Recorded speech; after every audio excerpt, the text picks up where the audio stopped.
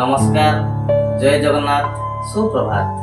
दर्शक बंधु, आज आपण मानकु नै आसीछि आजिर नुआ एक प्रसंग। आजिर प्रसंग हेउछि फैटी लिवर समस्या थिले बा फैटी लिवर रोग थिले केउ केउ खाद्य खाइबे नाही, केउ खाद्य खाइबे बा खाद्य प्रति कोन जत्नवान नेबे आसंतु जानि नेबा।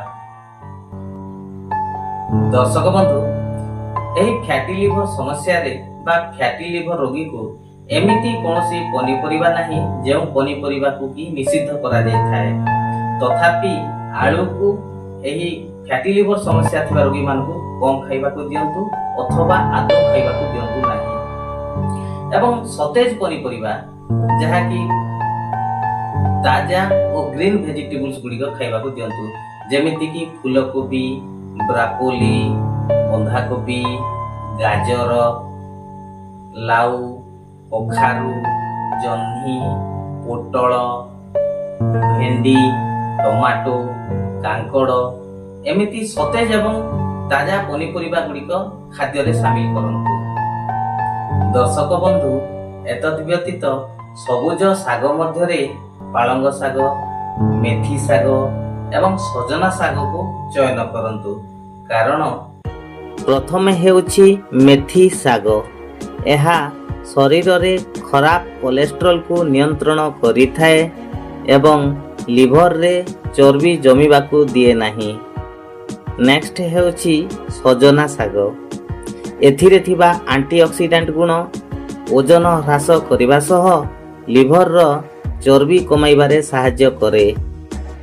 परवर्ती हेउछि पालंग साग। एहा लिवर को ऑक्सीडेटिव स्ट्रेस रो रक्षा करिथाए। दर्शक बंधु, फैटी लिवर रोगी मानक पई बा फैटी लिवर समस्या रे डाली चयन रे निश्चित रे मुग डाली को चयन करंतु, कारण विशिष्ट आयुर्वेदिक चिकित्सक तथा विशिष्ट कविराज मानक मत अनुसार एही मुग डालीटी एक प्राकृतिक औषध भली काम करि थाए। एहा लिवर रे जमी थिबा चर्बी को कम करि थाए एवं एथिरे थिबा अमीनो एसिड एवं एंटीऑक्सीडेंट यकृतर कोशिका को ठीक करि थाए।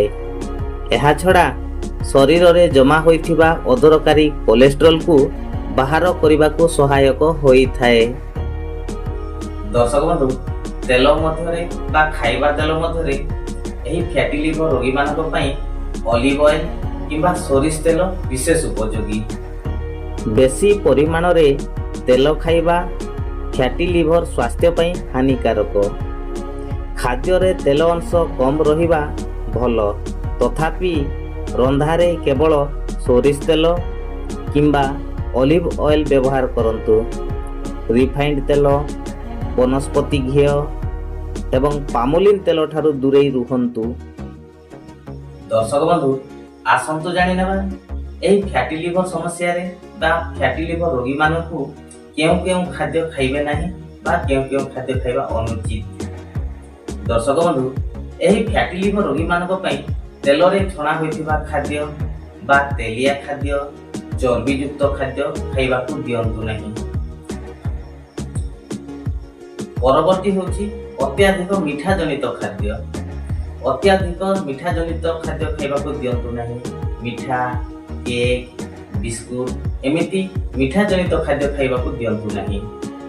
परवर्ती होछि ना मद्यपान बा निशा सेवन ठारू दूरी रुहंतु, कारण मद्यपान सीधा सड़क यकृत बा लिवर उपरे तार प्रभाव पकाई थाए एवं एही मद्यपान जोगु लिवर सिरोसिस एवं फैटी लिवर अधिक परिमाण रे होई थाए। एणु मद्यपान तथा निशा सेवन ठारू आपण माने दूरी रुहंतु। परवर्ती होछि मैदा रे प्रस्तुत होइतिबा छणा जनित खाद्य खांतु नाही। पकुड़ी, परोटा, नूडल्स एमिति मैदा रे प्रस्तुत होइतिबा खाद्य गुडी को कम खांतु अथवा आदौ न खाइबा भल। दर्शक बंधु, एही फैटी लिवर समस्या रे बा फैटी लिवर रोग रे आपण मन इच्छा कोनोसी औषध सेवन करंतु नाही। केवल विशिष्ट चिकित्सक मानक परामर्श रे औषध सेवन करंतु एवं तुरंत आरोग्य लाभ करंतु। दर्शक बंधु आज भिडियोटी आपको केमती लगिला निश्चित मतामत देवे सांगसाथी गहन शेयर करेंगे लाइक करवा एवं सब्सक्राइब करवाटा जमा भूलिए ना। आज ये धन्यवाद। पुणी देखा आ गोटे वीडियो रे।